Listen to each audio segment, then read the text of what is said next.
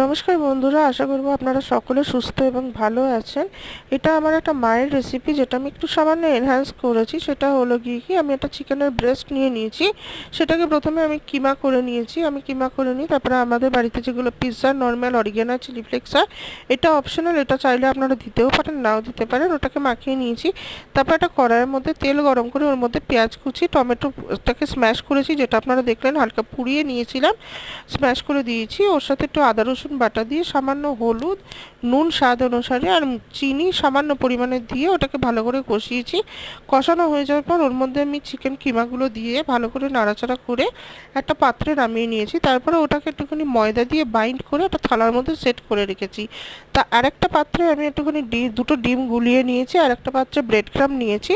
এবার ওই চিকেনের যে সেট করেছিলাম ওটাকে একটুখানি টিক্কা টাইপের কেটে নিয়ে ডিমের মধ্যে চুবিয়ে ব্রেড ক্রাম্বে কোটিং করে আমি ওগুলোকে ভেজে নিয়েছি।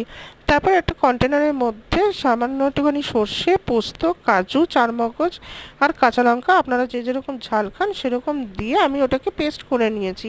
তারপরে ওটাকে একটা হাঁড়ির মধ্যে নিয়ে আমি ওর সাথে সামান্য হলুদ, নুন, আর নুনটা অবশ্যই স্বাদ অনুসার, আর সামান্য একটুখানি চিনি দিয়ে আমি ওটাকে যে মিক্সার যে কন্টেনারের যে জলটা ছিল ওটা দিয়ে, একটু সামান্য সর্ষের তেল দিয়ে, আর উপরে সামান্য মজারেলা চিজ দিয়ে ওটাকে স্টিমে বসিয়েছি। স্টিম হয়ে যাওয়ার পর যে রেজাল্ট এসেছে সেটা আপনাদের সামনে।